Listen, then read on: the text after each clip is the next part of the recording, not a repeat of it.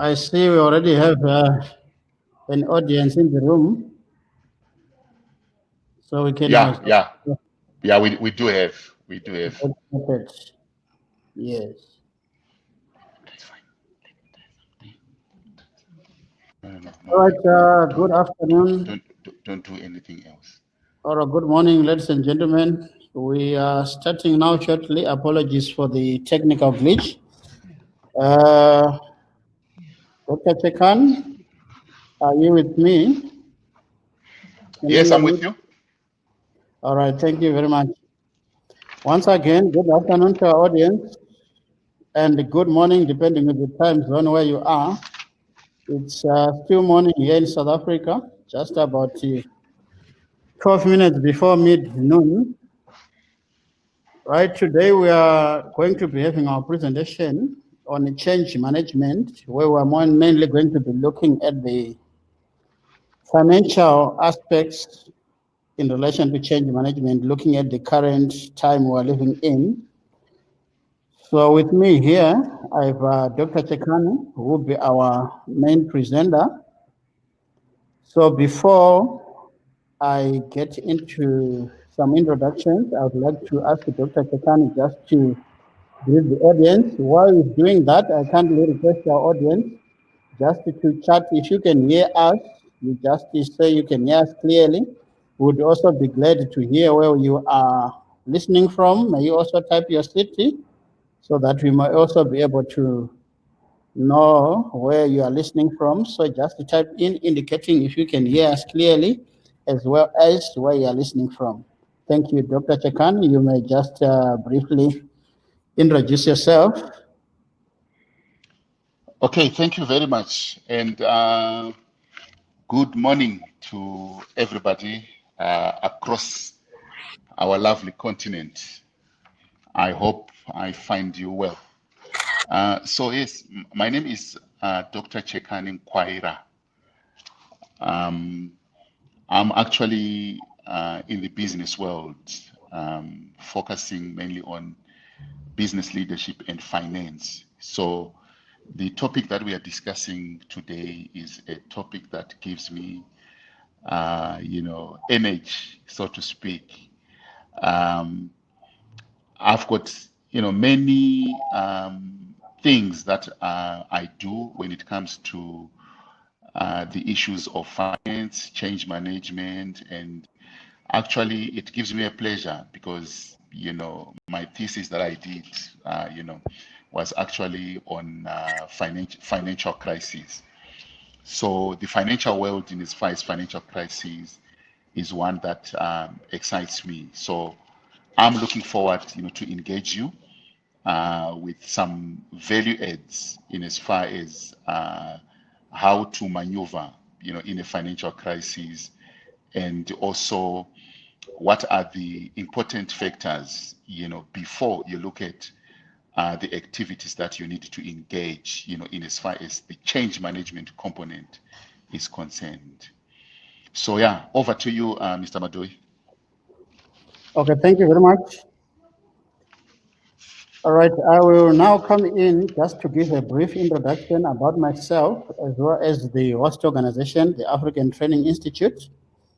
While I'm doing so, I will ask Dr. Chekani just to try and position himself well. Please pardon him, is what we call a BBC, which is born before computers. So we trust me. Yeah, that's got better.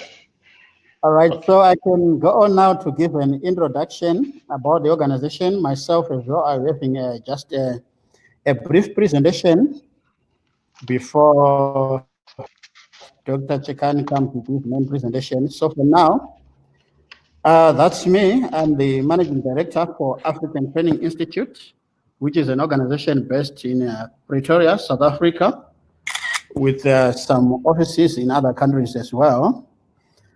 So the presenters for today will be having myself and Dr. Chekan Ngwaira, whom you just met, who introduced himself.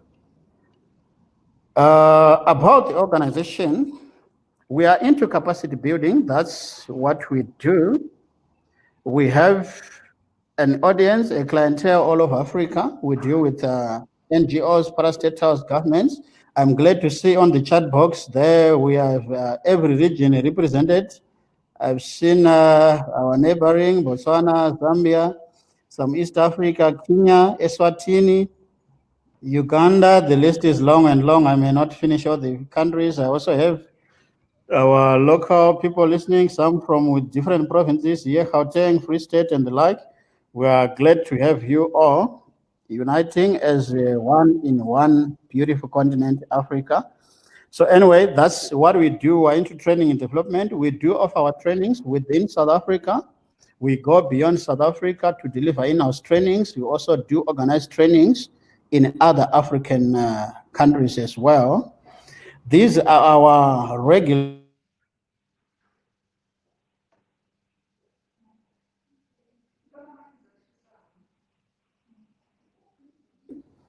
and the second one, that's our local quality regulator. We have the service sector, the education and training regulatory body, as well as the local government sector. So these are the bodies that we conform to. Right, our topics in terms of our presentations. Just after this, I'll be handing over to Dr. Chekan to go through his first two topics, which is cost leadership strategy and liquidity. Then I'll come back there again with just a short topic, ways to sell through a financial glitch. Then Dr. Chekan Gwaira will come again with another topic. Then thereafter, I will just be back for a closure. So basically, that's our introduction from me, ladies and gentlemen. We'll be together in plus or minus 1.5 hours. We'll be throwing in some offers there. Then at the end, also, we'll be bringing in some offers. So I hope we have a lot to learn regarding the current situation. So now I will hand over to Dr. Chekani to proceed with his presentation. Okay, thank you very much. So let me go straight into my presentation.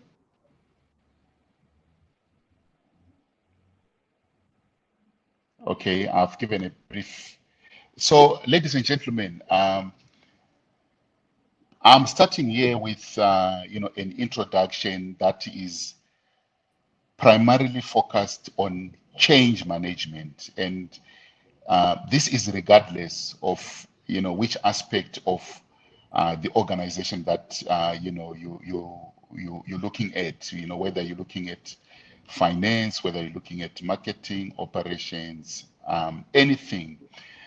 This is a broad-based change management technique that I want to introduce to you because of its effectiveness in as far as like the times that we're in at the moment, where change management is critical to the sustaining or sustenance of any organizational activities. So as you can see on the screen, there are governing principles that in place in as far as change management is concerned. And one of them is called an AIDA principle. AIDA, AIDA principle. So this principle talks about three components. The first component is about awareness. The second component is about interest. The third one, desire. The fourth one is application. It is important, before I go to the next slide, to say, if you don't follow, or if we don't follow this line of thought, when we need anything to change, particularly in times of difficulties, or particularly in times of a crisis, we may not achieve anything, even if we know exactly what we intend to do. Hence, the AIDA principle needs to be explained a little bit more so that we may, start applying it if we have not already been doing so. So if I go to the next slide. So the AIDA principle is a very interesting one, in the aspect that we are saying before change can take place, everybody involved, individually and organizational, at large, we need to be aware of the reasons why we need to change. But that awareness will not usually kick in as far as every individual is concerned. At times, an awareness is supposed to be raised by somebody else.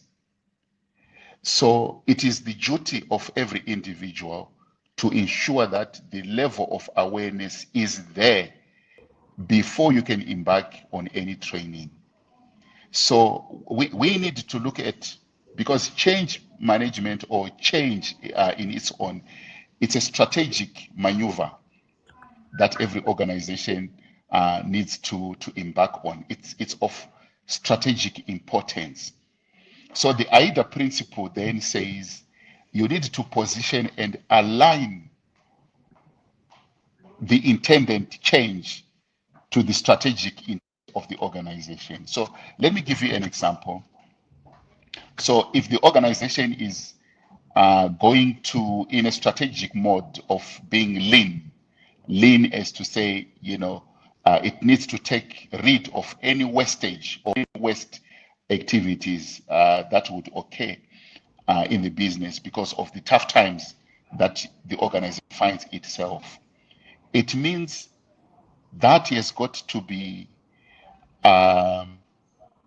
made clear to everybody to say this is the strategy of the organization because we need to look into our cost base in order to sustain our business going forward. So the awareness aspect is supposed to be positioned and aligned to the strategic intent. This is not an operational intent. We're talking the strategic intent. So the business dynamics should allow everybody within the business, whether through posters, whether through video clips, whether so that everybody would understand the strategic intent. So an awareness has got to be raised. But how do you then proceed when an awareness is raised? You need to ask or to answer the question why. Why this change? If anyone within the organization, managers and non-managerial, cannot answer the why question, then it will be very difficult for change to be effective, with the desired results that we are looking at. So raise the awareness. Let's look at the why factor. Casually do so when we're talking to colleagues or to fellow managers or whatever position. Do we know why we are being asked to do what is being requested? Once that is covered, we then need to generate interest. When we talk about interest, we are saying is an interest to move into this new strategic direction. And what could be the reasons of generating the interest? This is very topical because you may find that the strategic intent may then encroach in other people's space. When I say encroach, I'm meaning whatever change we intend to implement may mean that some people have got to move roles, as an example, or some people have got to work reduced hours, or some people have got to work more hours and things like that. And all those aspects that come up with the change itself may then create a situation that some people become discouraged.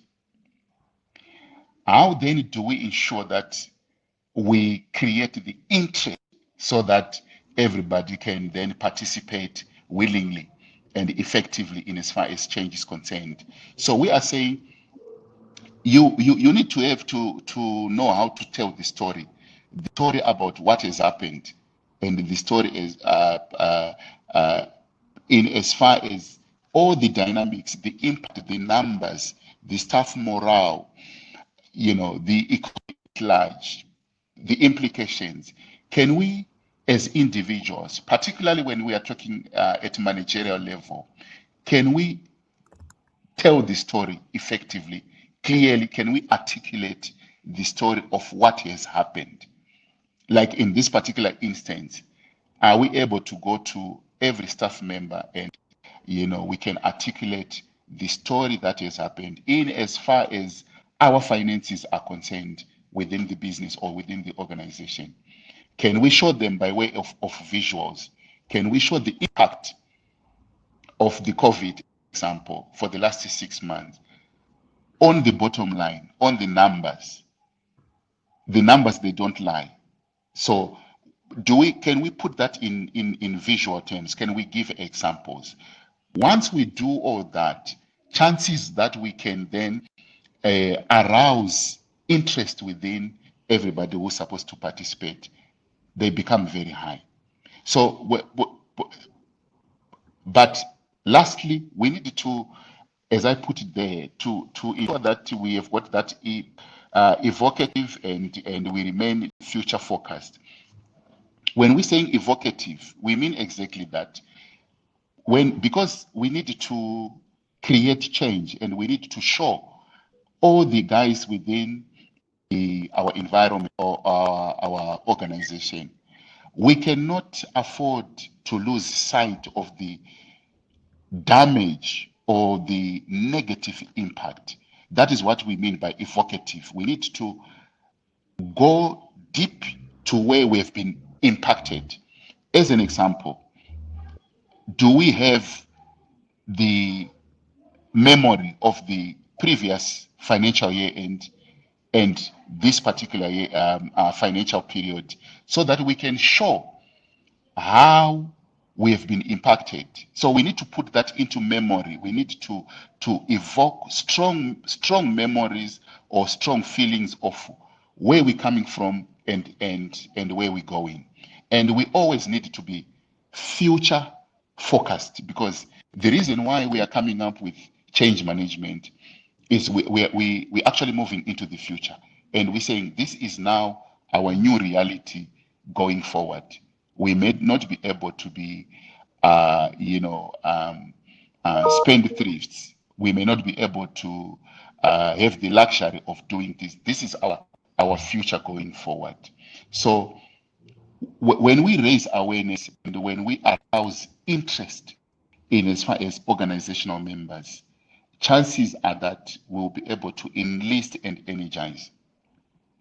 When we say enlist and energize, we are saying, remember, it is all organizational members that we need in order to implement that new change that we desire to see. So we need to engage them so that we get their help and we get everybody's support now to embark on the new journey.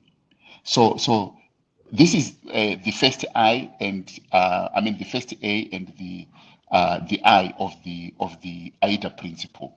Let me just then move on quickly to the D and the A. Once interest has been aroused in the individuals that we are dealing with within our organization, then we need to monitor that. Is there a desire now to go and implement the new change? If the process of arousing interest and the process of raising awareness has been done effectively, so it means we need to ensure that we invest in those two processes, because we may then create the desire for people to help us to manage the change. And this is where we find now the change that is supposed to happen immediately may then last forever, without us realizing that change.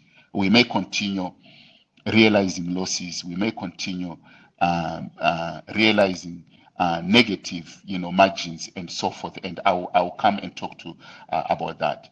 But then what are we talking about here in as far as desire is concerned? We need to have the buy-in of all the organizational members before we can implement the change. People, they would want to ignore that particular aspect, but we can only at our own peril, so to speak, because if you do not have the buy-in, then it means the environment becomes that of a dictatorship where people have got to implement whatever there is being ordered to them and without questioning anything and so forth. And we know the results will never be optimal. Motivation to action. So how do we motivate now people to action? We once we get their buy-in, we still need people to be motivated to ensure, because usually change does not come easy. Most of the change aspects that we need to implement are hard. They are tough on people, but we still need to have them motivated. So we also need to uncover and manage the resistance. There is that inertia aspect. How do we uncover who is not willing to move with it, and why are they not willing to embark on the new journey? Some people, they may do that because they lack the motivation. So we need to motivate. When we motivate, it means we need to set organizational goals in as far as achieving the change that we want. We need to measure. We need to reward people, in as far as fulfilling or meeting all the conditions that would then make us, move through the change. But also there's the aspect of role modeling. Whether you are managerial or you are non-managerial, you can still role model what you want to see happening within the broader organization.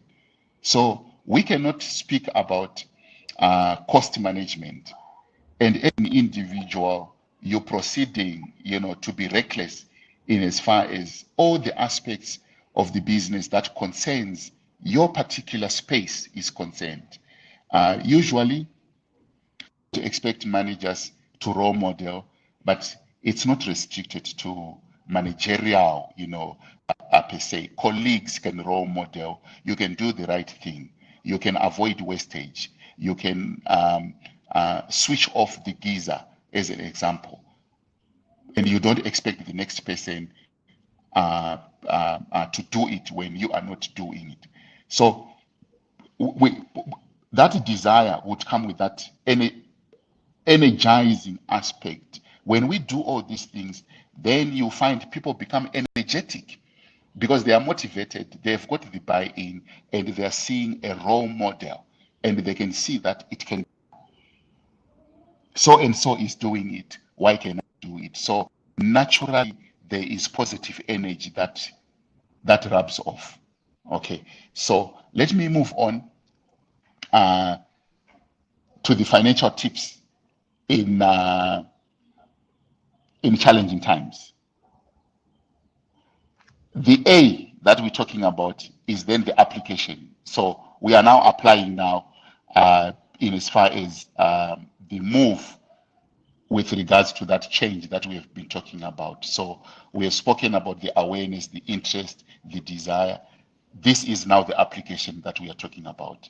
How do we look at our environment? What are the tips that we can look at in order to ensure that we don't continuously go down south, but instead turn it around and move north? So the first one is very, again, critical because we tend to ignore it in the organizations, individually and organizational as a whole. Decision making. What we are saying is during a crisis period, there's usually an inertia in decision making. Managers, they take time to get decision because they're not too sure whether this is going to continue or it's going to stop. And that comes with costly consequences. What we are saying is you can exacerbate the situation when you don't make a decision. The second bullet point is very clear, and I would like to dwell more on this one. What we are saying is it's rather that a business or an organization can incur further costs that are visible as a result of a decision that has been taken, because you can control those costs immediately. The danger that we find in an organizational setup is at this particular point in time is organizations, they incur a lot of invisible costs, and these invisible costs, and I'll explain some of them, as a result of indecision from part of organizational members. And it's not only managerial, it's individual as well. Once you procrastinate in making a decision, and once you delay, or once you don't even make a decision, so to speak, because of stifling bureaucracy, chances are the organization will suffer. The crisis will become so profound because of that particular stance. For example, you'll find that we have opportunity costs that we incur as a result of that, because we are not making decisions. So instead of us capitalizing on opportunities, we may be dealing with banks who are, opening some windows, but we are not making a decision. By the time that we make those decisions, we may have lost again significant amounts from a financial standpoint. So the decision making is critical in terms of crisis management, especially when we are dealing with financial issues. So let's look into that. Let's have a decision. As long as you can go and sleep, knowing the decision that you have made today, best decision under the circumstance, even if it may then create more losses, going forward, but you are in control because you can then reverse the decision. It's a better space to be than in a situation where there are these that are happening behind the scenes, and because you're not making a decision, you don't even see them. They become invisible, but they accumulate, and they can then bring the organization on its knees. Then this brings us to, I think this is the biggest component of this presentation. During a financial or a crisis, when we are faced with a crisis, the first thing that we need to do, because we may influence the subject of income that we generate. We may not be in control or in full control, but we may be much in control in as far as our costs are concerned, because our costs are coming from us, and we have got power to look into our cost immediately than to look at the revenue aspect, where we need to convince our customers and so forth. So the first item that I'm looking at is, you'll find there are many fixed costs in any business setup. There are many fixed costs that come as a result of contracts, that come as a result of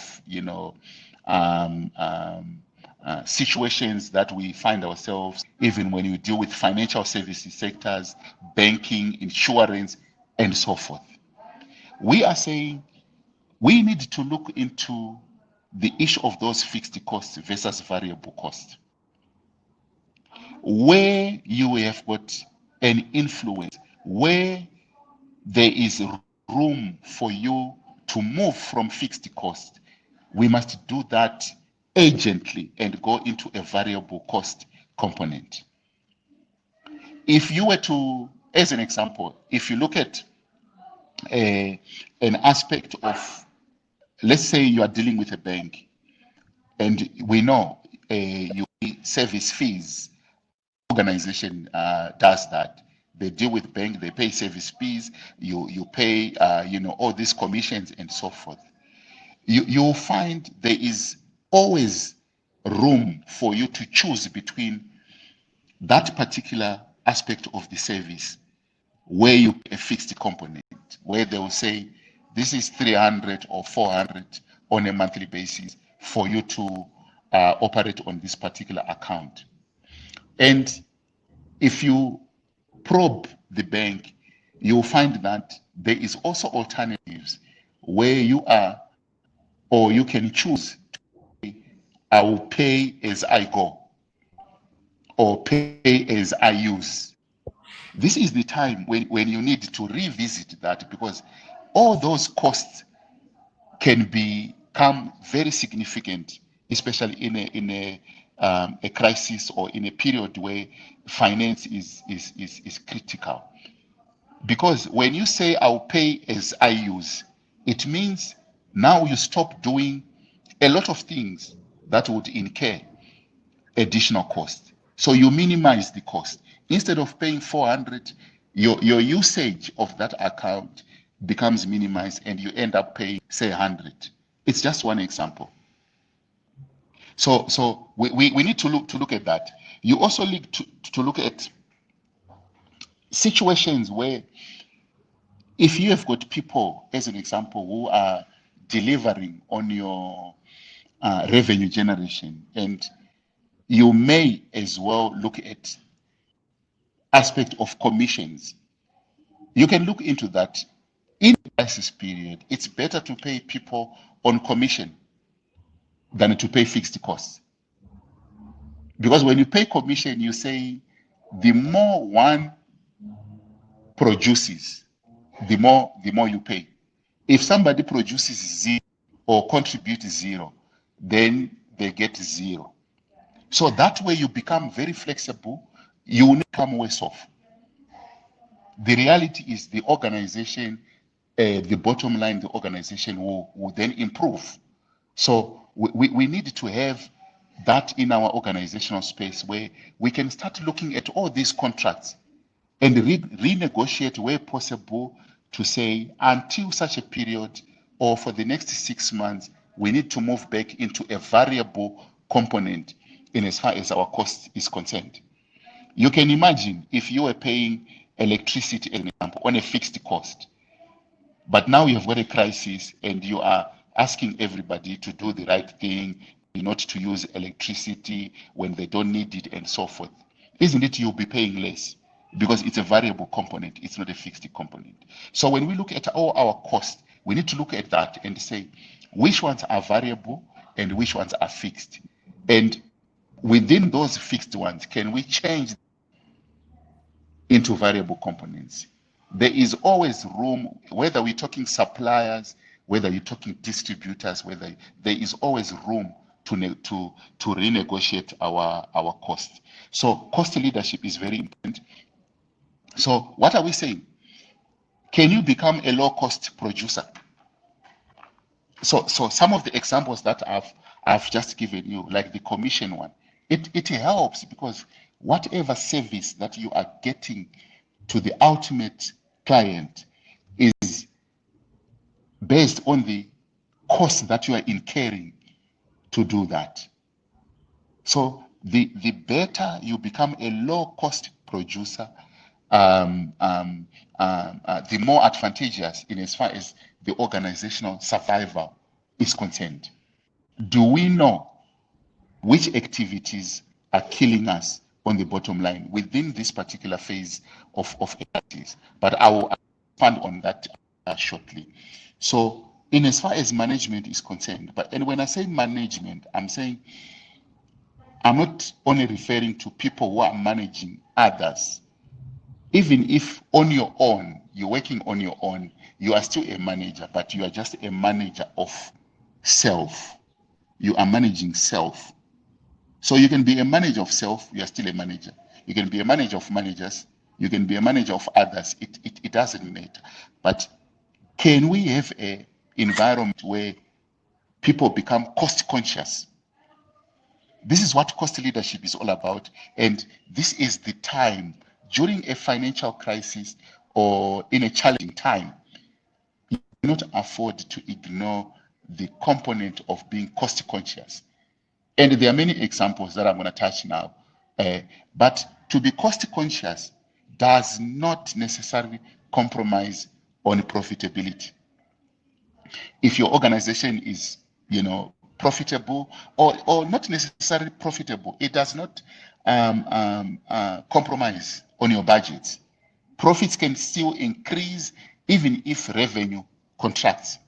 So you may end up seeing a situation where revenue generation is reduced, but because you are cost conscious, you still make more in terms of when you look at income versus expenses, because your expenses, they are decreasing more than what the revenue is doing. So in challenging times, these are the dynamics that we have to look into. Let's reduce costs more than, because revenue usually is impacted automatically. Everybody can attest to that. As we speak right now, it doesn't matter whether you're coming from a municipality, people are struggling to pay bills, revenue is affected. Whether you're coming from a private organizational point of view, you can see people have reduced, in terms, some people have lost jobs and things like that. So revenue is the first one to be impacted, and you don't have much control in as far as revenue is concerned. But to make sure that if revenue decreases by 25%, decrease costs by 30% or 40%, you still have a positive situation going forward. Tough as it may sound, but it is achievable. Let's look at that. This point is critical. The first point that I've raised there. Do not be ashamed to become frugal. It's challenging times that we are talking about. So if an organization, as an example, has got a culture of buying, people lunch, as an example, or you are subsidizing, in as far as a canteen is concerned. I'm just mentioning, the basic ones, but it is those basic stuff to an organization in challenging times. We need not be ashamed to cut those things off.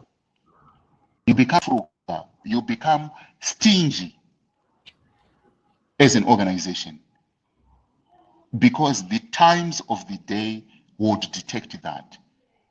So you find you've got situations where even management, they look aside and they continue entertaining, some allowances that should not be there. Staff refreshments. It's changing times. You may revise on your staff refreshments and say, when we were doing A, B, C, D, we are only now doing A, B. Or alternatively, we're looking at any refreshments until we turn around our books. Frugality is a very good business practice in terms of crisis, periods, and it doesn't talk to anybody being a bad manager and so forth. As long as the AIDA principle has been done correctly, you'll find staff will not have, or your team members or your team colleagues will not have an issue when they start seeing frugality happen in the organization, because it will sustain the business going forward. People may then protect their jobs, retrenchments may not happen, and so forth. If we continue to be reckless in inverted commas, in as far as our usage of our resources are concerned, the crisis will bring us to our knees. Hence, keep an eye on pilferages. Pilferages, you can allow them, or you can turn a blind eye on them during good times. In bad times, there is no room for accepting pilferage. Let me explain some of the pilferages that you see within any other organization.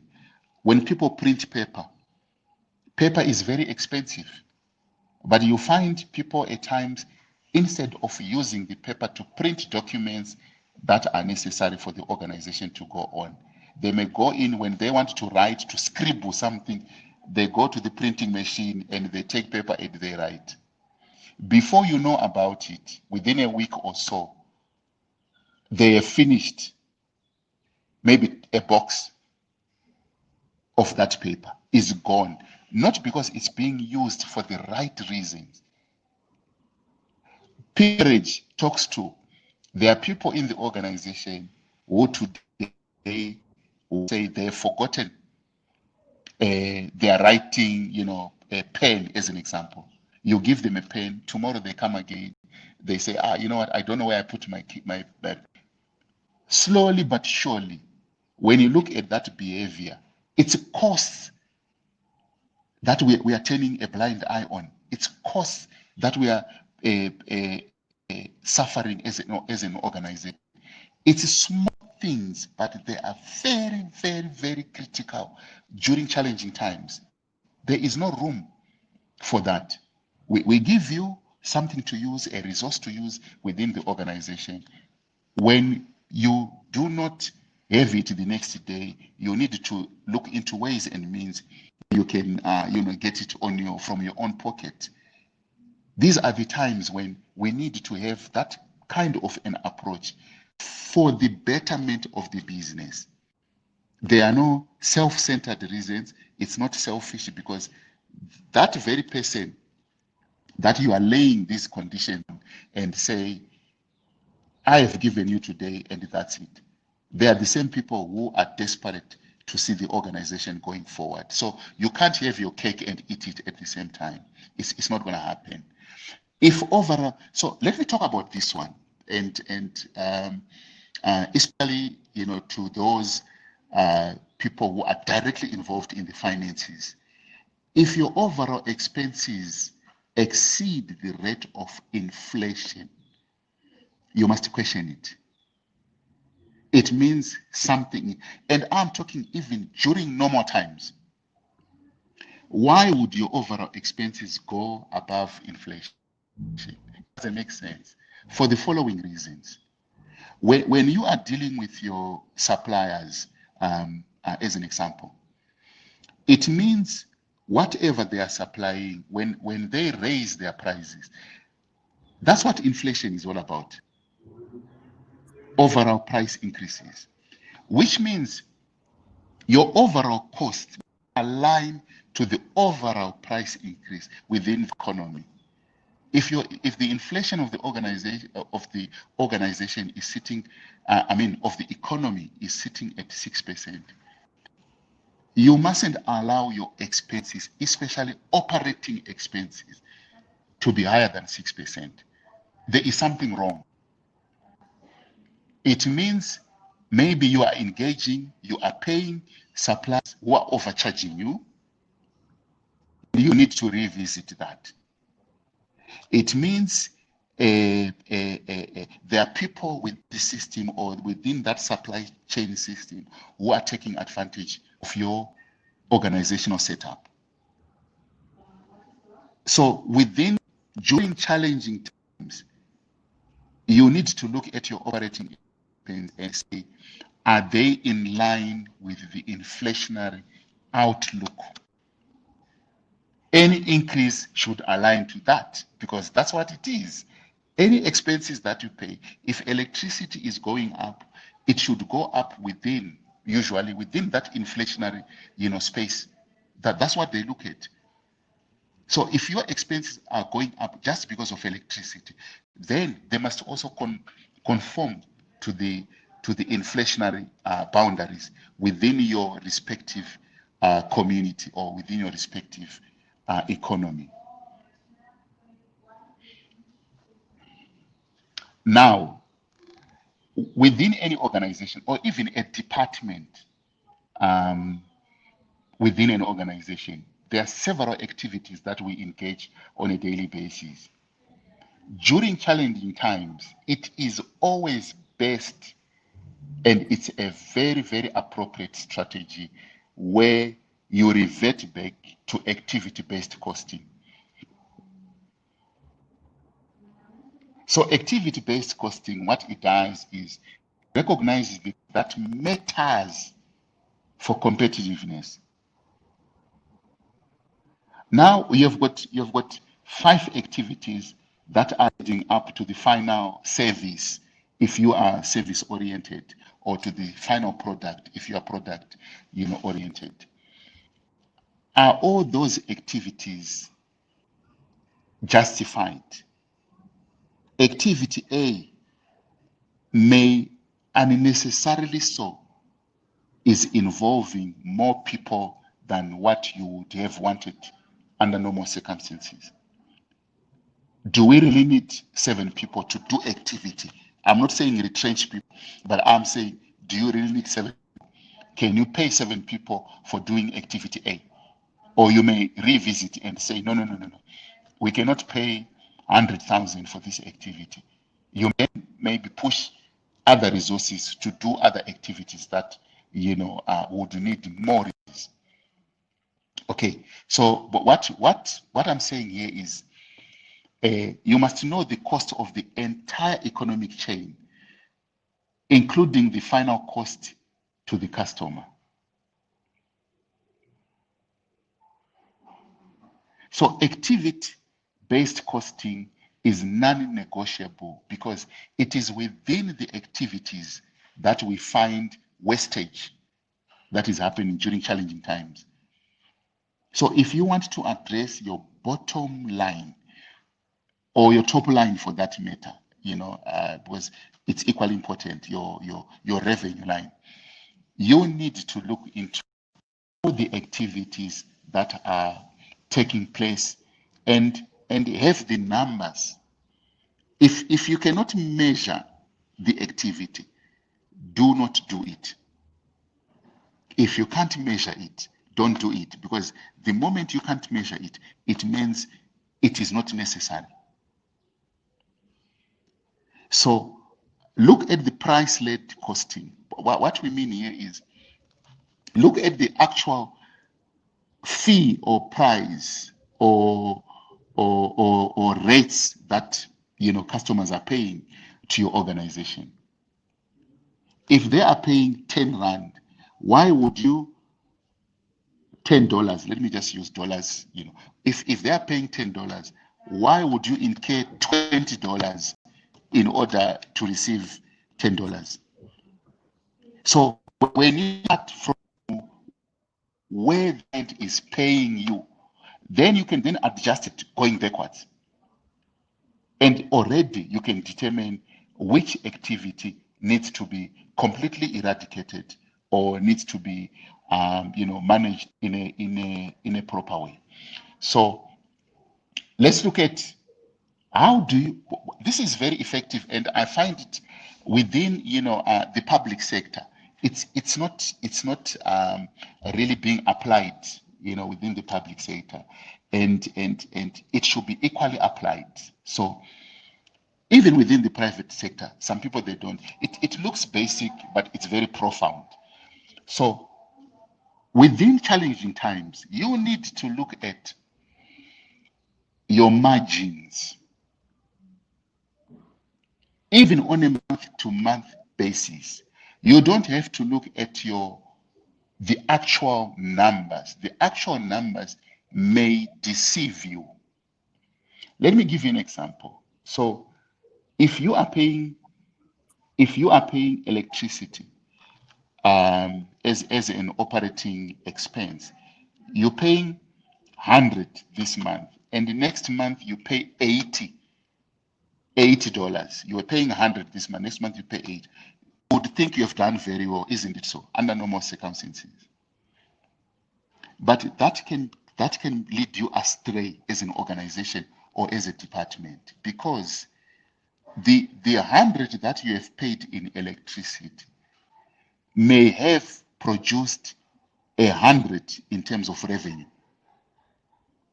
Okay, so your margin is is 1, as an example, or 100%.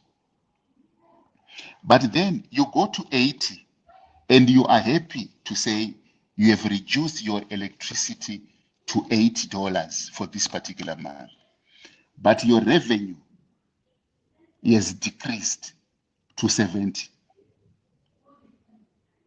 You have got a problem there because your margin now is less than the previous month.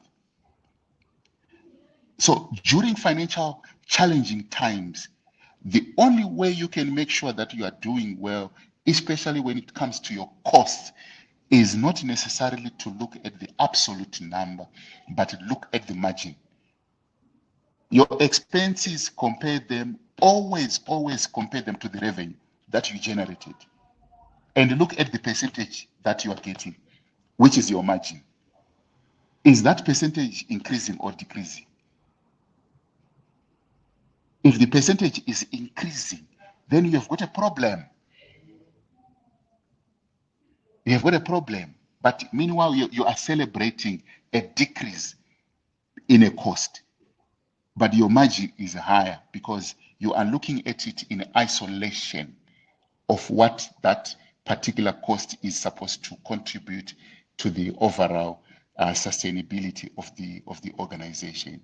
So this is a tip that I think, especially when I look at our public sector organization, government organization, and so forth, they hardly look into this particular aspect, and they miss the boat, so to speak.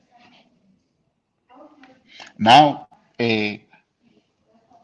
so this is just something that I'm just mentioning to say during a challenging time, the trouble that we get is we have got more focus that happens on the problem itself.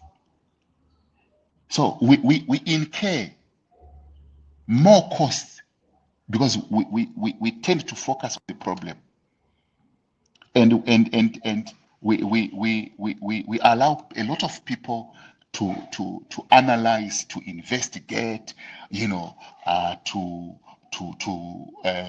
research what happened, not what can happen, to research what happened. We need the reports, we need all these things, instead of quickly moving on to align our resources to opportunities or to new ways of raising revenue, new ways of doing business, new ways of conducting, engagements with our suppliers or our creditors or our debtors, whichever way you look at it. There is a danger there, and this is what we call it. Can you hear me, Doc? Yes, I can hear you. Yeah, I see you are going off camera bit by bit. We might end up just seeing the left part of your headphone. Okay, no, fine. Can you? Yes, I appreciate if you can always tell me, around that. Thanks a lot. But can you see me now? yeah, that's better. Okay. So there is this concept that is called analysis paralysis.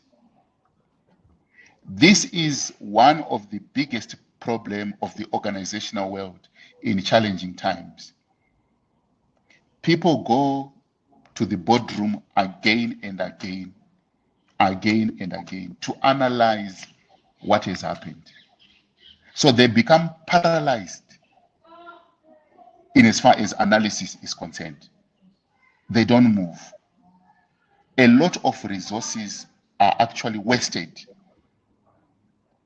within the analysis phase because people continue to suggest different solutions, different things. They go again tomorrow, they come back, they analyze again. But meanwhile, there are a lot of resources that are going within this analysis.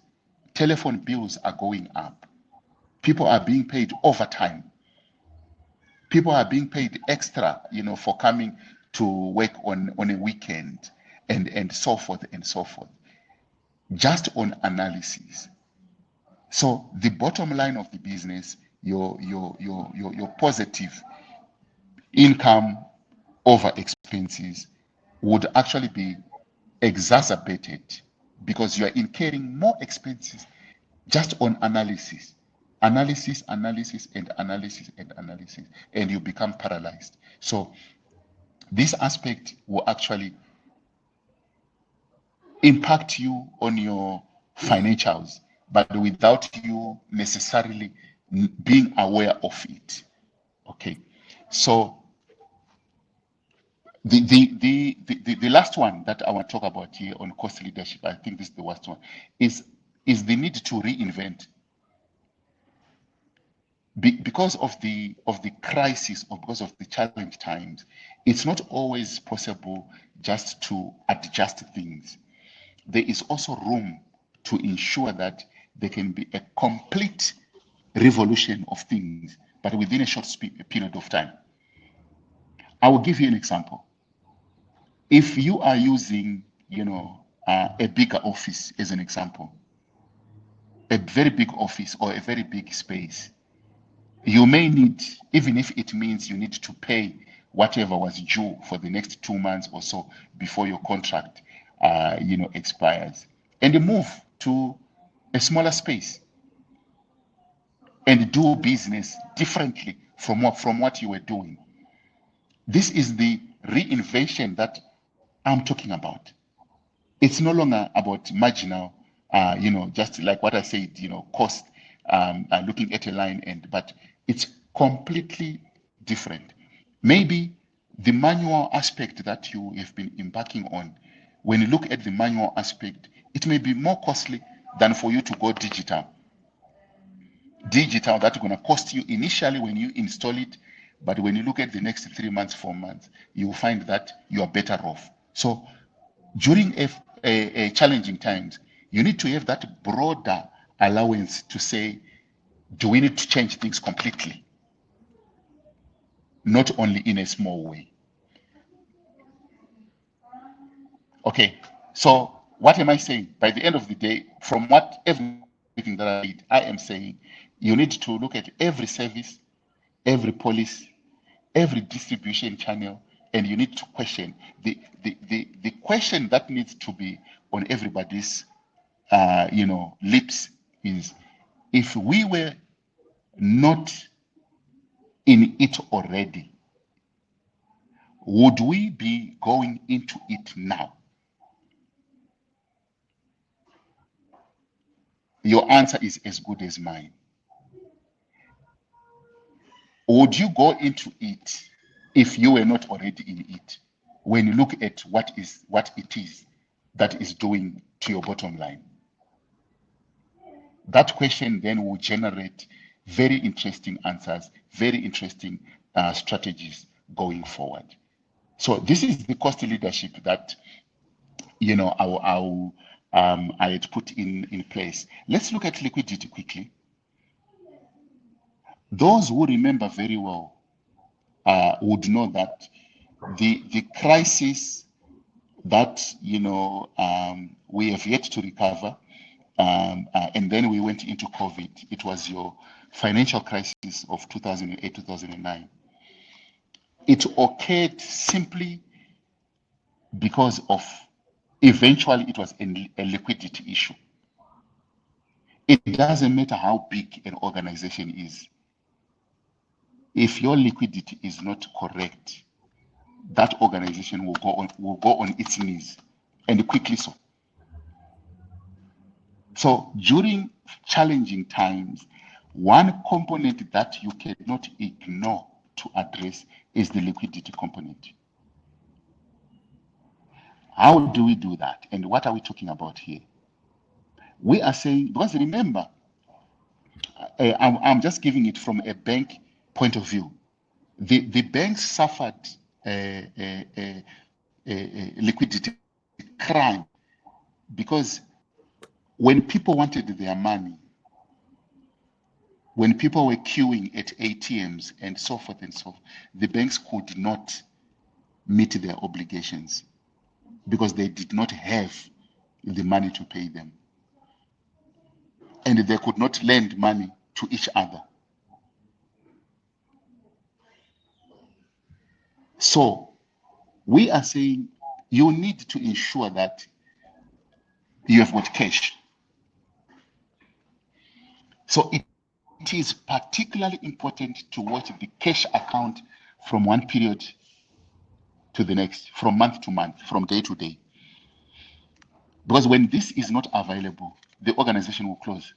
If you look at many organizations who have closed during this COVID period, they closed because of cash. But some of them, they closed because of cash, but they still have big assets. They've got Mercedes Benz, parked outside their offices. Some they even have jets, aeroplanes parked, but they have closed because of liquidity. So my second bullet point there, I am saying some organizations, they build up their cash account even during a period of losses, challenging times, by liquidating a large part of their assets. You'll find some people, they think when you sell an asset, an organizational asset, it's a wrong strategy. And it's not. At times you make an investment so that during times of trouble, you disinvest. So you're simply changing money from one form to the other. So cash is very, very, very important. So we are saying, when you look at every organization, government or no government, maturities must actually be met by payment. This is what we are seeing now, even at a country level. Because of a lack of cash, when obligations are supposed to be met and there is no cash to meet the obligations, what happens?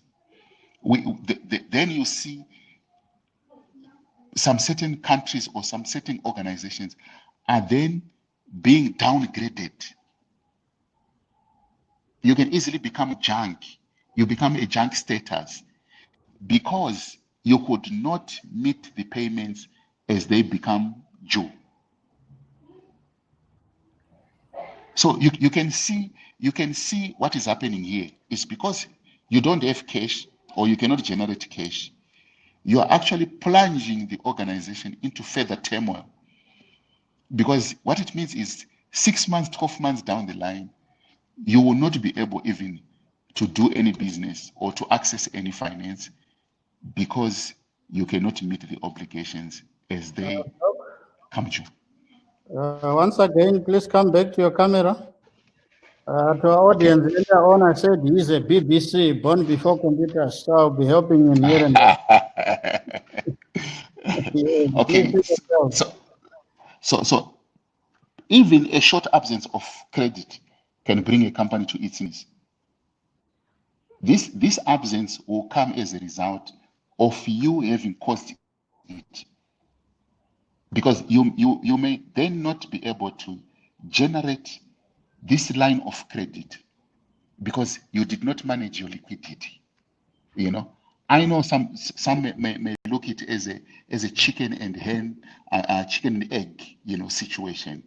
But you need to ensure that your cash is always or is improved upon. But look at what you have, what you can turn into cash, so that you remain a bankable organization. Okay. So I'm just bringing, one or two aspects that have got to do with liquidity, and every organization, has got this on their books. If you look at your receivables as an example, your receivables, you must look at them differently now, because you must look at them in relation, or it must be aligned to the new trends in as far as your revenue is concerned. At times we use sales, and some people, they are not comfortable because they are not selling a product, but your receivables, everybody has got receivables, they must be aligned to the trends in as far as your revenue is concerned. So you cannot create. Let me just go to the second bullet point. If your receivables seem unusually large to proportion to your revenue or to other items, there is an indication that the credit policy that you are pursuing during these challenging times is very liberal and can lead to sustained losses from bad accounts. Isn't it? It's a challenging time. So why would you expect all these other people to be able or to have the capacity just to pay? So if you want to improve your liquidity, your receivables must move in line. If your revenue is decreasing or your sales are decreasing, it means your receivables likewise should reduce in terms of size or even volumes, so that you remain very liquid. Let me just, for the sake of time. So what are we saying? You apart from the fact that you need to look at them in terms of your the sales trends, but your collections must also be looked into. You need to ensure that during the challenging times, I've seen it personally, I've experienced it. Those who collect effectively are doing much better than those who collect in an ineffective way.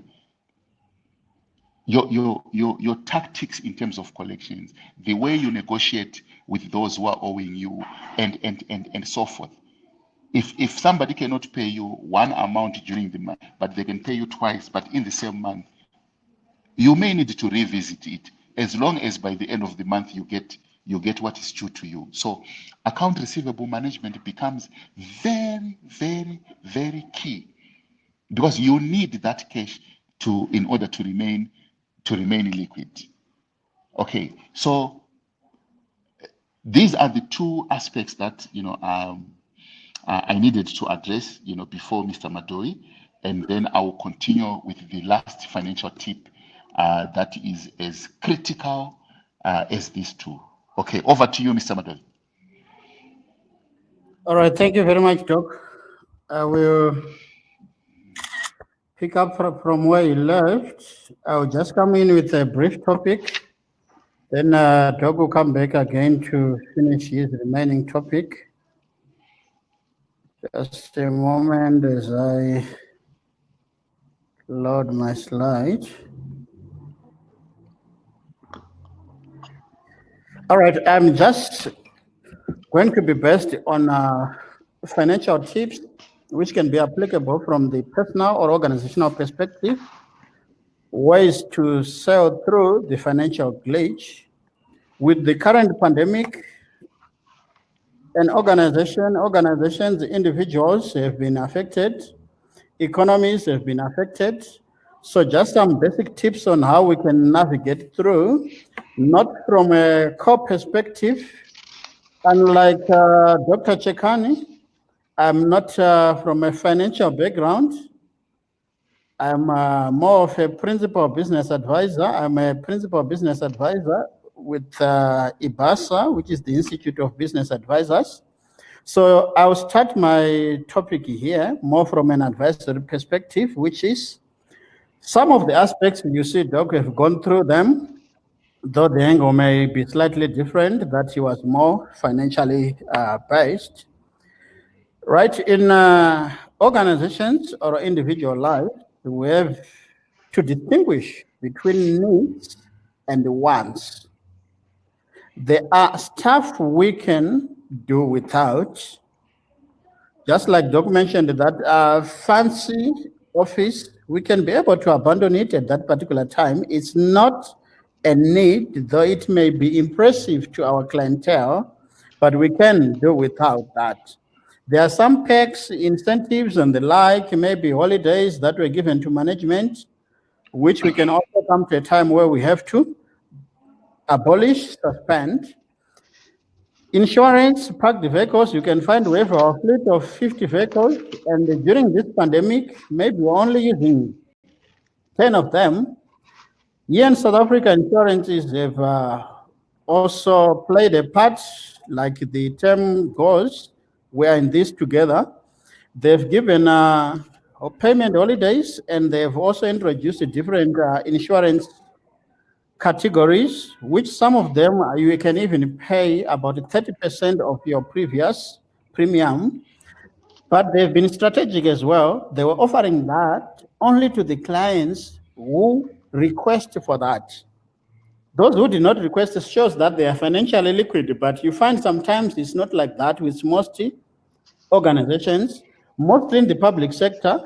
You find not many public sectors have approached their suppliers to ask for leeways or payment holidays, mainly emanating from the fact that they are not a profit-making entity, and somehow income is being earned from taxpayers. But that's not the case, because we've also seen most organizations going to the World Bank, IMF, or those to also get loans.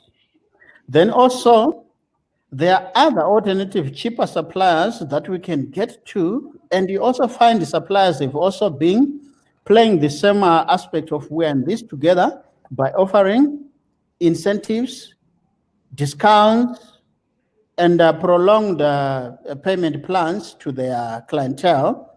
Then all in all, there need to be a prioritization that goes to link with the same aspect of wants and needs. What is really needed in these times? Remember, when disaster looms in, expenses have been there, and there have been that income, which money is a scarce resource.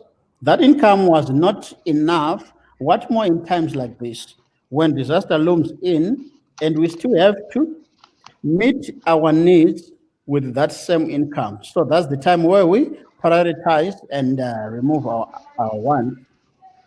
Doctor did the same aspect of renegotiate. In business, landlords have been very open. You negotiate payment plans, rent reductions, all those. If some of the aspects that we can also get into. Also, the banks, for those who have been borrowing from banks, you have a loan to pay. Banks have also been playing a part in accommodating their clients as well. So that's some of the way we visit all our suppliers and request side. All right, I'll move on. There is what we call impulse buying, just random expenditure. This links to the point where we're saying those are ones we don't have to get them if there is no real need. We can come up with a budget, as I said, budget preparation here, but take note, a budget won't force behavioral shift. It's a guiding tool. It shows you, guides you what is supposed to be done, but it takes discipline. When you go beyond budget, that's where you find you end up having to borrow, and borrowing in such tough times may be difficult. You find from a national perspective, while the IMF was giving relief funds to most countries, there are certain delinquent countries that did not qualify for that loan because it's a risk to give them such loans. So budgets have been formulated, then thereafter, we go on to budget based on what we are going to be borrowing. Then it turns out that what we were planning or what we were banking on that we go to borrow, right, we've been turned down just based on our risk status. So it's advisable that when we draw a budget, we stay disciplined. When I was growing up in my primary school, I stayed with an uncle who was on his first job. Whenever he got paid, he would bring his cash, withdraw all the money. Then he would split all his monies and put on the bed and write this one, groceries, uniforms, what. You would physically plan with his money. You would not write his budget on paper like what we do nowadays. So you'd put his $200, write a little paper on top, and whenever you run short and you would approach him that we need this, he will tell you, look at my money there. This is not on the budget, right? It was a guiding tool, but he was very rigid on it. Well, I learned a lot from that, though it sounded like he was crazy, but he was a disciplined man financially. So that is what we need in times like this. While we're doing the same, we have to closely monitor our expenses. Late payments, when you pay, be it a loan, whatever is supposed to be paid, be it your landlord, all those, they are also in business. Every late payment comes with a penalty. So if an individual or the organization is liquid enough, why pay late? Huh? Pay promptly, pay in time so that we avoid unnecessary expenditure when we have to pay more in terms of penalties. Right? Regularly review payments.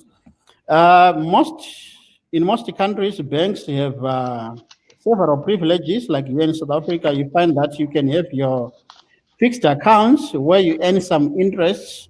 Right? So you find most organizations may have their funds in fixed accounts so that they can earn some interest. But when the time is approaching, now let's say it's month end to pay all the suppliers, then the funds are requested from the bank to come now into the accessible accounts. So hence they need to regularly review which payments are due. While you are also investing your funds in the fixed account, you are also earning some interest, which will play a part in relieving in these difficult times. Debit orders, top orders can be electronically set, then you won't have a hassle of trying to set reminders or whatever from an accounting perspective to initiate that because it's pre-done. All right, there is need for other means to generate income. This points back to the issue of liquidity that Doc came up with. There is need to exercise fundamental knowledge on various preparedness strategies. The COVID pandemic came when no one was prepared, and it just loomed just like a blanket within a short space of time. Hence, we could not be prepared for that. While we are in it, there are certain strategies that we can now come up with to be able to avert worsening situations of the pandemic. Thus, we can prepare while we're already in it. Our preparation is more based on eliminating the worst case scenario. Right? We've mentioned other aspects which you can say. By looking at it now, nobody knows when this pandemic is ending. We are glad to have had our level 1 announced yesterday by the president, effective 1 October. Our borders are opening. The economy is well relaxed now. So we're looking forward to a relaxed situation whereby organizational incomes may improve. But one thing for sure, the pandemic is not ended.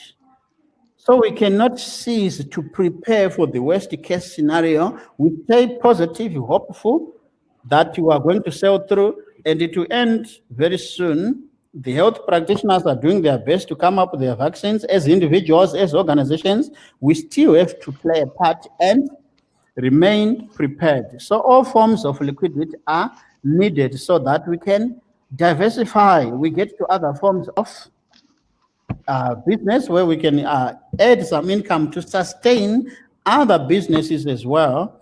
The government has also gone into measures to try and eliminate vulnerabilities and the like.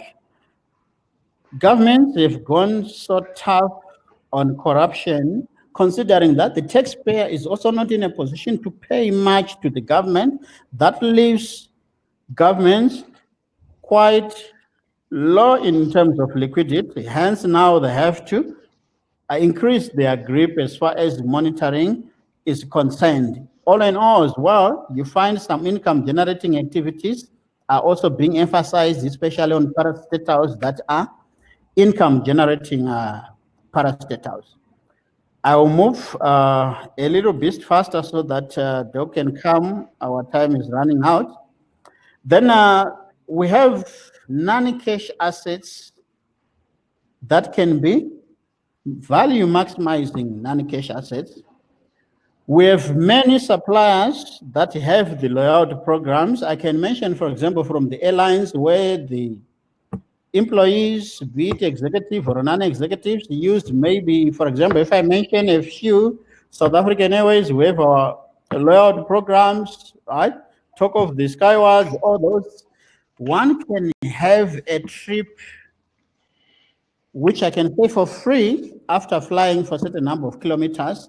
So redeem those frequent flyer programs and other loyalty points so that we can also be able to save the organizational money where we're supposed to buy tickets, right? Where we're supposed to book our team in that hotel and pay this much. You find now we can go to a particular hotel and redeem our loyalty programs. We have saved income by maximizing value of the non-cash assets. Whatever is needed, all the plans we can join, use them for what you need, not what you want. We emphasize on the needs. We would not want to say these are just loyalty programs which you just end, but we can make good use of them rather than going extravagant and spend them on something which is not worth it. All right, then on my last point, the value routine maintenance, right? It happens in most times of difficulty that we tend to suspend what we feel is not important. I said what we feel is not important. Our fleet of vehicles that we have, we'll say because we are in financial difficulties, why service the vehicles? We'll drive them like that. Office home system maintenance, right? We say, why do it? But actually, we'll be making a mistake because we'll pay more at a particular time when those vehicles are not being serviced. When we wake up and we find the whole office is flooded, right, because of a plumbing, geyser, whatever systems, right, because we have not been servicing, we'll pay more. It costs less being proactive than being reactive. We pay more when we are going reactive, but we pay less when we are being proactive. So all the preventative measures should be taken into cognizance during those difficult financial situations because we are saving money. Otherwise, we'll pay more in the long run. All right, so that's briefly from me. I will ask Doc to finish these few slides. Then after, I will be back with our way forward, the programs and the like that we're coming up with. We have several people who have been waiting to come to South Africa now that the borders are open. I'll be coming in to share more on that. I've seen quite a lot of familiar names that I've seen who have come to attend our training, and some have been in communication with them. They've been asking what the way forward, when are we coming that side. So when Doc finishes this part, I'll be back again on that. So for now, thank you very much. We'll be back to wind up. Over to you, Doc. Thank you very much. Let me go back to my slides quickly. So from my side, yes, my presentations have been more technical, but I hope there's been a great deal of understanding. The last part that I want to discuss is also very pertinent and very interesting in as far as financial tips are concerned during challenging times. So, but what I'm going to talk about now is, this particular aspect where we look at pricing, volumes, strategies, pricing, volume, as well as costs. In some slides, I've put in as cost as well strategies, because these aspects, they are not inseparable from each other. But I'm going to explain it using, a short, case study. It's very simple. You don't really have to scratch your heads to understand. So We've got this situation where a senior manager is challenged the marketing and sales or revenue team to grow revenue at a rate greater than 10% in these challenging times. Okay, there's a need to grow revenue, isn't it so? So a senior manager has come up with this, great, idea. But the business product or services are price sensitive,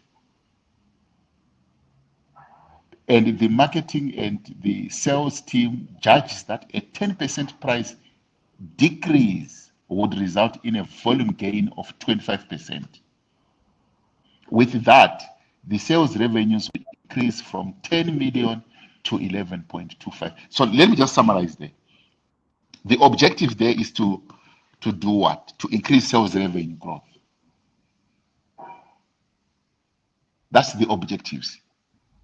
Sales revenue, which is income or revenue. We want to increase that revenue at a rate that is greater than 10%. But doing so would require us probably to decrease the prices, to look at our pricing. By decreasing, we are hoping that we will then increase volumes. So volumes will then replace, the previous product that was, kind of expensive. So we are relying now on volumes so that we can produce this more, in terms of revenue. I'm sure you're understanding it.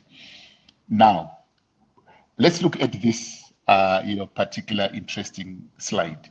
In as far as this strategy is concerned, when you look at it, we are saying, so we have got a market demand. This is what normally would be demanded by consumers or customers. It doesn't matter, whether even we're talking water or we're talking any other tangible product. And then we have got our market share. Now we are saying market share would improve from 20% to 25%, which is good because we have decreased our pricing. So we are gaining market share.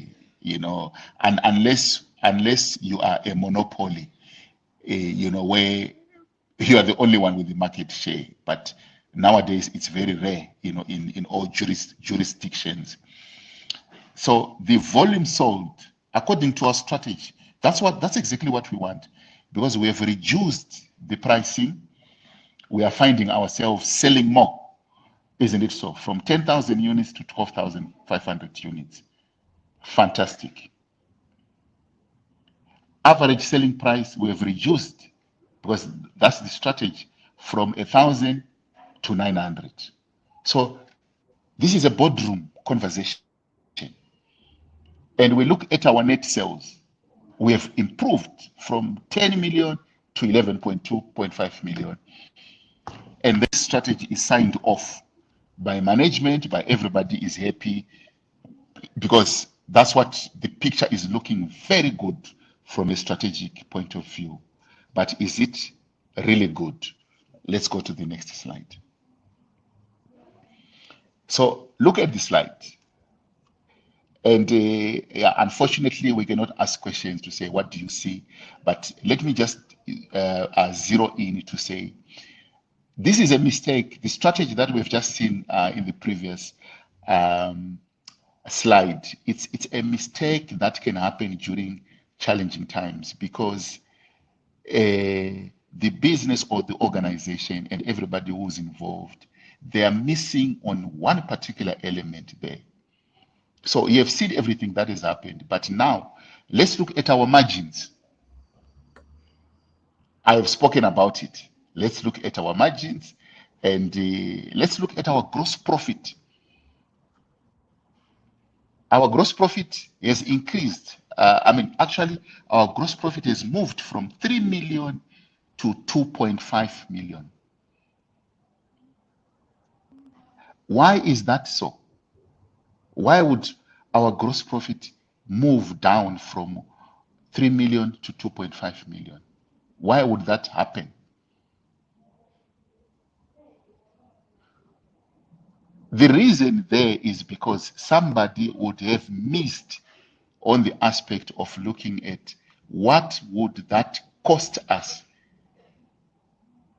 to do everything that we intend to do. And this is key in challenging times. So I put this deliberately so that we can understand, as individuals and as organizations, to say there is a problem when you don't look at your unit costs and your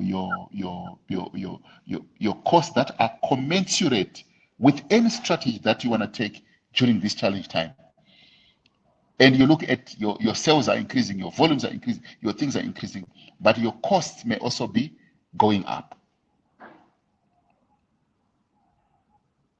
So the price volume cost, you cannot have a price strategy. I think this is the crux of the conversation. Never ever have a price strategy that is independent of the volume, and never have a strategy that incorporates price and volume that is independent of the cost. Never also have a strategy that is price, cost, and these three, they are inseparable. You need to look into them before, as previously shown. You can look at a fantastic slide like this, and you sign it off, you give it a go ahead, and because there you are not looking at the commensurate escalation that would happen when you are decreasing your prices. You are decreasing your prices, but you are increasing your volumes. The increase that you are doing in your volumes, what does it require in terms of personnel, in terms of resources, in terms of material, in terms of you name it? And then you go back to the drawing board. Now you're doing your financials and you say, we have not improved as a business despite the fact that we are selling more. So this is the aspect that within a challenging times, there is a rush, or people hurry, or people are quick to show management that we are thinking positively. After all, we are increasing, our revenue. We are increasing our revenue. When we do this, our revenue will go up. When we do this, we are increasing our market share. Brilliant ideas. We need to increase our market share, but they forget that critical element of saying it doesn't necessarily mean that the bigger you become, the more profitable by the end of the day. Increase market share, it's okay. You are becoming bigger. It means maybe you are moving into another geographical space and so forth, or you are moving into another location. You're operating from Joburg. Now you are moving into Pretoria and you're moving into Cape Town, or whatever the case may be. But it doesn't necessarily transform into positive profit margins. And that is something that is killing a lot of businesses, but because they only realize it when they are doing their books to say, oh, we are actually worse off in terms of our margins. Remember, I said margins are the ones that matter. You need to improve your margins. You don't need to improve your absolute number. And this is what I was talking about, to say you don't need to look at 10 million moving to 11.2 million. It's okay on paper, but what does that mean in as far as your margins are concerned? So in terms of challenging times, have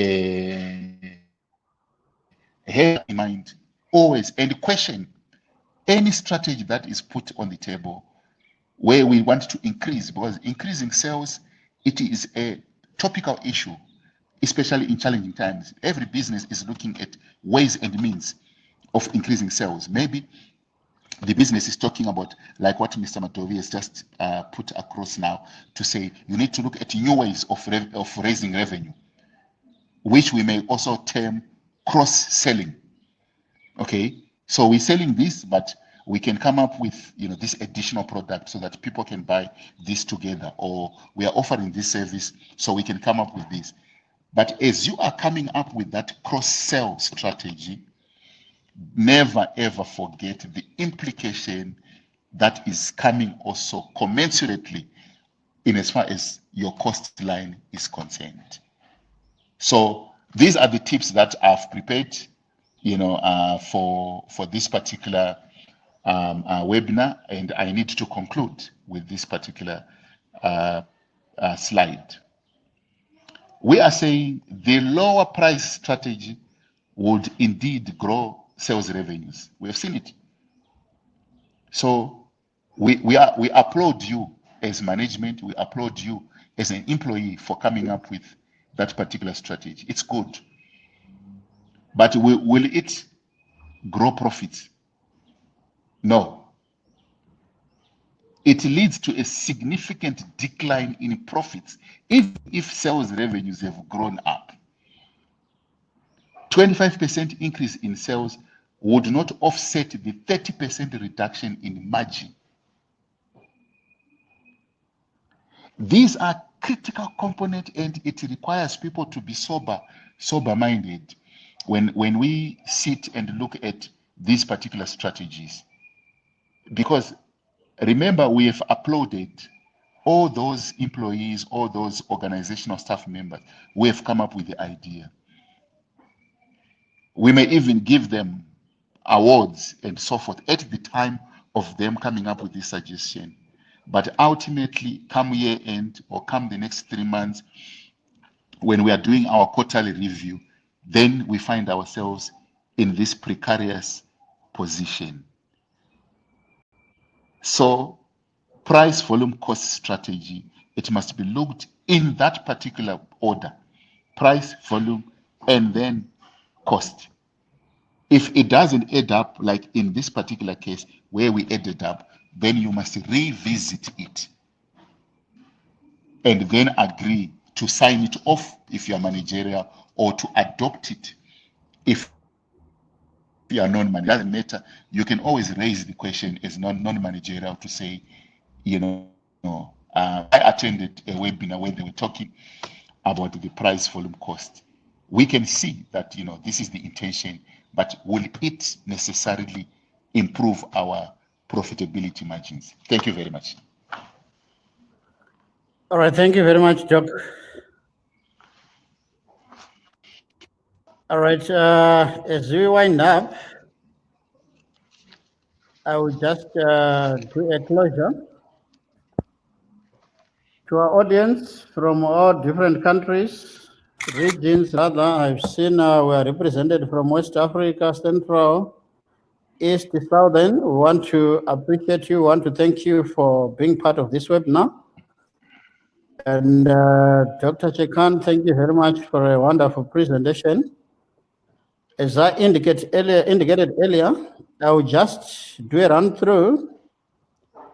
We have been having online courses since April, with the lockdown here on the 24th or 26th of March, thereabout. So we've been on online courses. Now we have good news for those who have been passionately waiting, not patiently, because I've not seen patients, passionately waiting to have our borders, airports open. So we have these two types of trainings. This is what we offer, online courses that I said we've been offering ever since. And now, effective October, we'll be back with our face-to-face, our conduct sessions. We do offer our contact sessions here, our Pretoria, that's our head office. We have a sub-office in Kigali, Harare, as well as the other regions. That's in West Africa, Cape Town, Dubai, Mombasa, Durban. We also do organize trainings wherever our delegates requires us. We do the numbers, as long as the numbers allow. We do sometimes group bookings to Mauritius, wherever we may be required by our clientele. So we are ready. Please contact us for that. Just a structure for online courses. Once the registered fees paid, the study material will be emailed within 14 days. Then live support contact sessions will run online from 9 a.m. to 1 p.m. A relaxed schedule online, about 4 hours or so. Then thereafter, a certificate of completion will be emailed, will be couriered rather, within 3 weeks. So that's the structure of our online courses. And that's our fees for face-to-face, right? We have our 1 week fees and our 2 weeks fees. So we do pick up our delegates from the airports, training materials are covered. When our delegates comes to South Africa or to Dubai, wherever, which country we go, it will be no justice that they just end in class. So we do organize excursions where we take learning and playing, we mix together. We go sightseeing, Soweto, Mandela House, all those places.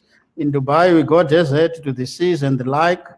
So that's all covered within the fees which would have been paid, and lunch and tea, refreshments, all those. And on training support tools, our delegates take home a brand new laptop or a tablet where the training material will be loaded, as well as a certificate of completion. So that's on our face-to-face fees, trainings, which are conducted in those regions, including here in South Africa. Then our online courses were 4-day and 8-day. So those are our fees, and training material, as well as the certificate of completion, is issued on our online courses. For more information, if you want to book for any of the two, please feel free to visit our website and make an online booking. You can email us, call us on our landline or our mobile, WhatsApp, all those information. So once again, from me, ladies and gentlemen, I would like to thank you. You are welcome to visit our website. We are available on social networks.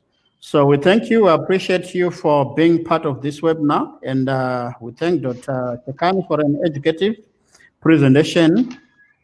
Please stay safe, stay healthy. We will meet again in the next webinar or in one of the trainings. Thank you very much. Blessed day. Thank you. Goodbye.